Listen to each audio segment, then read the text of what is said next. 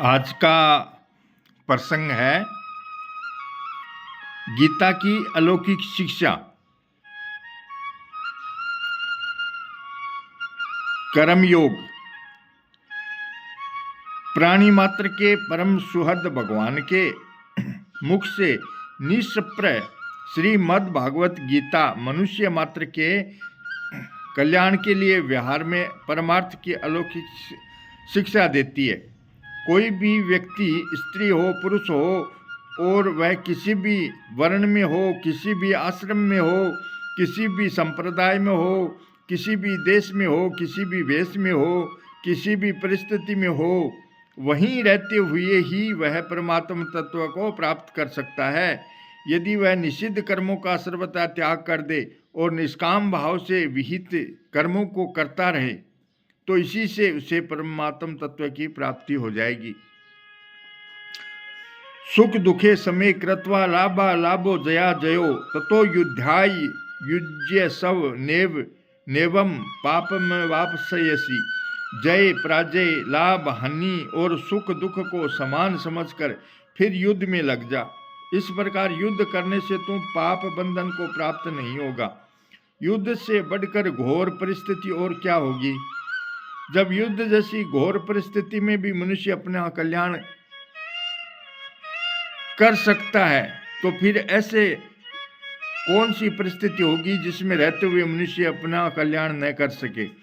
सुख दुख हानि लाभ आदि सब आते हैं और चले जाते हैं, पर हम ज्यों के त्यों ही रहते हैं। अतः समता में हमारी स्थिति स्वतः स्वाभाविक है। उसी समता की ओर गीता लक्ष्य करा रही है कि ये जो तरह तरह की परिस्थितियां आ रही हैं उनके साथ मिलो मत, उनमें प्रसन्न अप्रसन्न मत हो, प्रत्युत उनका सदुपयोग करो। अनुकूल परिस्थिति आ जाए तो दूसरों को सुख पहुंचाओ, दूसरों की सेवा करो, और प्रतिकूल परिस्थिति आ जाए तो सुख की इच्छा का त्याग करो। गीता कितनी अलौकिक शिक्षा देती है। परस्परम भावयंत श्रेय परम वापसयत है। एक दूसरे को उन्नत करते हुए तुम लोग परम कल्याण को प्राप्त हो जाओगे। सभी एक दूसरे के अभाव की पूर्ति करें, एक दूसरे को सुख पहुंचाएं, एक दूसरे का हित करें तो अनायास ही सबका कल्याण हो जाए। ते प्राप्नुवन्ति मामे सर्वभूत हिते रता। इसलिए दूसरे का हित करना है, दूसरे को सुख देना है, दूसरे को आदर देना है, दूसरे की बात रखनी है, दूसरे को आराम देना है, दूसरे की सेवा करनी है। दूसरा हमारी सेवा करे या न करे इसकी परवाह नहीं करनी है। अर्थात हमें दूसरों का कर्तव्य नहीं देखना है, प्रत्युत निष्काम भाव से अपने कर्तव्य का पालन करना है, क्योंकि दूसरे का कर्तव्य देखना हमारा कर्तव्य नहीं है। यहाँ एक खास बात समझने की है कि हमें मिलने वाली वस्तु परिस्थिति आदि दूसरे व्यक्ति के अधीन नहीं है, प्रत्युत प्रारब्ध के अधीन है। प्रारब्ध के अनुसार जो वस्तु परिस्थिति आदि हमें मिलने वाली है वह न चाहने पर भी मिलेगी। जैसे न चाहने पर भी प्रतिकूल परिस्थिति अपने आप आती है, ऐसे ही अनुकूल परिस्थिति भी अपने आप आएगी। दूसरे व्यक्ति को भी वही मिलेगा जो उसके प्रारब्ध में है, पर हमें उसकी ओर न देख कर अपने कर्तव्य की ओर देखना है, अर्थात अपने कर्तव्य का पालन सेवा करना है। दूसरी बात, हमारी सेवा के बदले में दूसरा भी हमारी सेवा करेगा तो हमारी सेवा का मोल कम हो जाएगा। जैसे हमने दूसरे को 10 रुपये दिए और उसने हमें 5 रुपये लौटा दिए तो हमारा देना आधा ही रह गया।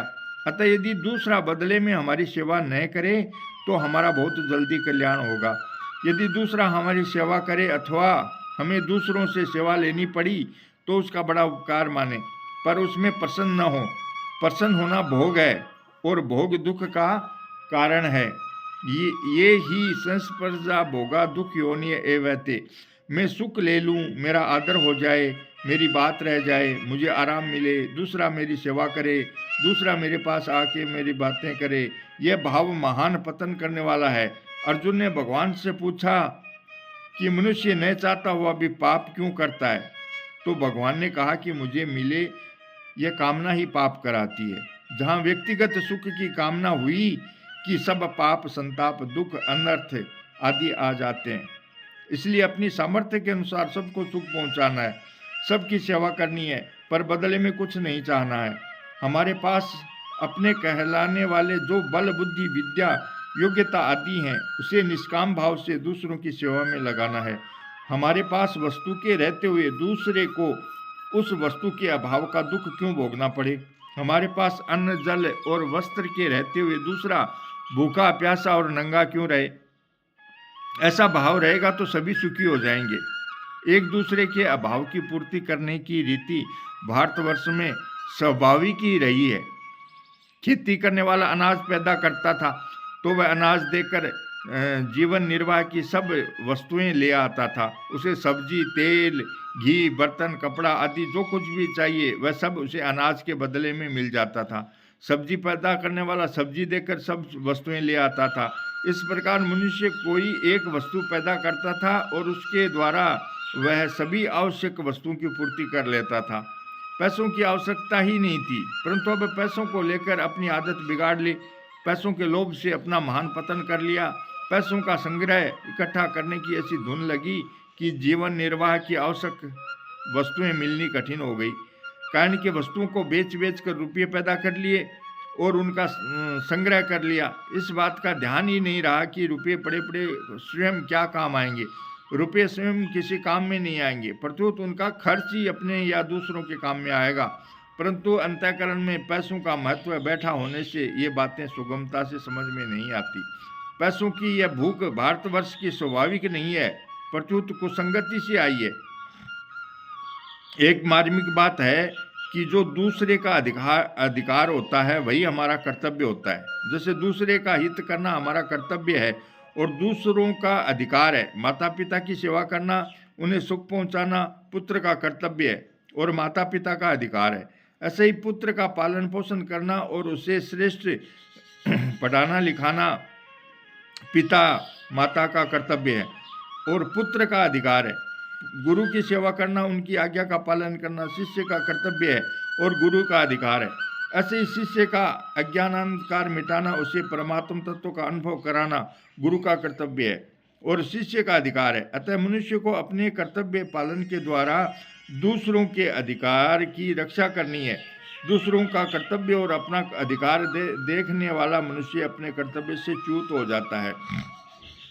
इसलिए मनुष्य को अपने अधिकार का त्याग करना है और दूसरे के न्याय युक्त अधिकार की रक्षा के लिए यथाशक्ति अपने कर्तव्य का पालन करना है। दूसरों का कर्तव्य देखना और अपना अधिकार जमाना यह लोक और परलोक में पतन करने वाला है। वर्तमान में जो अशांति, कलह, संघर्ष देखने में आ रहा है उसका मुख्य कारण यही है कि लोग अपने अधिकार की मांग तो करते हैं पर अपने कर्तव्य का पालन नहीं करते। इसलिए गीता कहती है कर्मण्यवाधिकारस्ते मा फलेषु कदाचन। अपने कर्तव्य का पालन करने में ही तुम्हारा अधिकार है, उसके फलों में नहीं। संसार में अपने अपने क्षेत्र में जो मनुष्य दूसरों के द्वारा मुख्य श्रेष्ठ माने जाते हैं उन आचार्य, गुरु, अध्यापक, व्याख्यानदाता, महंत, शासक, मुखिया आदि पर दूसरों को शिक्षा देने की, दूसरों का हित करने की विशेष जिम्मेदारी रहती है।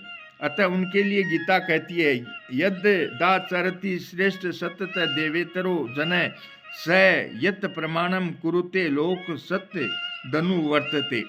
जो श्रेष्ठ मनुष्य जो जो आचरण करता है दूसरे मनुष्य वैसा वैसा ही आचरण करते हैं और वह जो कुछ कहता है दूसरे मनुष्य उसी के अनुसार करते हैं। उपयुक्त श्लोक में श्रेष्ठ मनुष्य के आचरण के विषय में तो यत यत तत् तत् और एवं ये 5 पद आए हैं, पर प्रमाण वचन के विषय में यत और तत् ये 2 ही पद आए हैं। इसका मतलब यह है कि मनुष्य के आचरणों का असर दूसरों पर 5 गुना अधिक पड़ता है और वचनों का असर 2 गुना अपेक्षाकृत कम पड़ता है। जो मनुष्य स्वयं कर्तव्य का पालन न करके केवल अपने वचनों से दूसरों को कर्तव्य पालन की शिक्षा देता है उसकी शिक्षा का लोगों पर विशेष असर नहीं पड़ता। शिक्षा का लोगों पर विशेष असर तभी पड़ता है जब शिक्षा देने वाला स्वयं भी निष्काम भाव से शास्त्र और लोक की मर्यादा के अनुसार चले। इसलिए भगवान अपना उदाहरण देते हुए कहते हैं कि यद्यपि मेरे लिए त्रिलोकी में कुछ भी कर्तव्य और प्राप्तव्य नहीं है तो भी मैं जहाँ जिस रूप से अवतार लेता हूँ वहाँ उस अवतार के अनुसार ही अपने कर्तव्य का पालन करता हूँ। यदि मैं निरालस्य होकर सावधानी पूर्वक कर्तव्य का पालन न करूं तो मुझ में श्रद्धा विश्वास रखने वाले दूसरे लोग भी वैसा ही करने लग जाएंगे, अर्थात वे भी प्रमाद से, असावधानी से अपने कर्तव्य की उपेक्षा करने लग जाएंगे, जिससे परिणाम में उनका पतन हो जाएगा। मनुष्य मात्र में 3 कमियां होती है: करने की कमी, जानने की कमी और पाने की कमी। इन तीनों कमियों को दूर करके अपना उद्धार करने के लिए मनुष्य को 3 शक्तियां भी प्राप्त हैं: करने की शक्ति, जानने की शक्ति और मानने की शक्ति। इन तीनों शक्तियों के रहते हुए भी मनुष्य केवल बेसमझी और सुखासक्ति के कारण अपने में कमी का दुख भोगता है। यदि वह इन तीनों शक्तियों का सदुपयोग करे तो अपनी कमियों की पूर्ति करके पूर्णता को प्राप्त कर सकता है, अपना मनुष्य जन्म सर्वथा सार्थक कर सकता है। निष्काम भाव से दूसरों के हित के लिए कर्म सेवा करने की शक्ति का सदुपयोग है।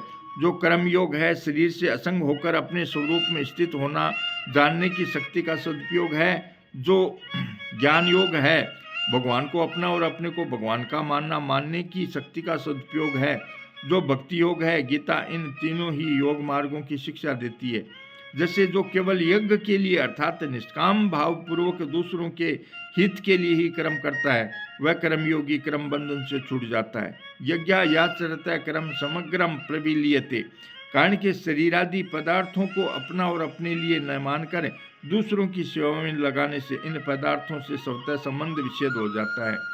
जो संपूर्ण क्रियाओं को प्रकृति के द्वारा होने वाली देखता है और अपने आप को किसी भी क्रिया का कर्ता नहीं देखता, उस ज्ञान योगी का अपने स्वरूप का बोध हो जाता है। जो संसार से विमुख होकर केवल भगवान की ही शरण हो जाता है और भगवान के सिवाय कुछ भी नहीं चाहता, उसके उद्धार की संपूर्ण जिम्मेवारी भगवान पर ही आ जाती है। इसलिए भगवान स्वयं उस शरणागत भगत के योग क्षेम का वहन करते हैं, उसके संपूर्ण पापों का नाश कर देते हैं, उसका मृत्यु रूप संसार समुद्र से शीघ्र उद्धार कर देते हैं और उसे तत्व ज्ञान भी करा देते हैं। भक्ति योग में यह विशेषता है कि भक्त भगवत कृपा से भगवान को तत्व से जान भी जाता है, भगवान के दर्शन भी कर लेता है और भगवान को प्राप्त भी कर लेता है।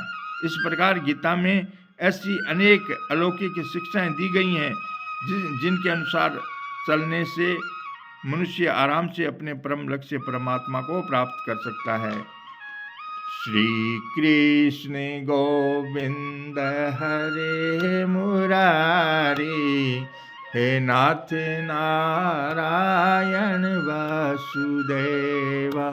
श्री कृष्ण गोविंद हरे मुरारी, हे नाथ नारायण वासुदेवा। जय श्री कृष्ण।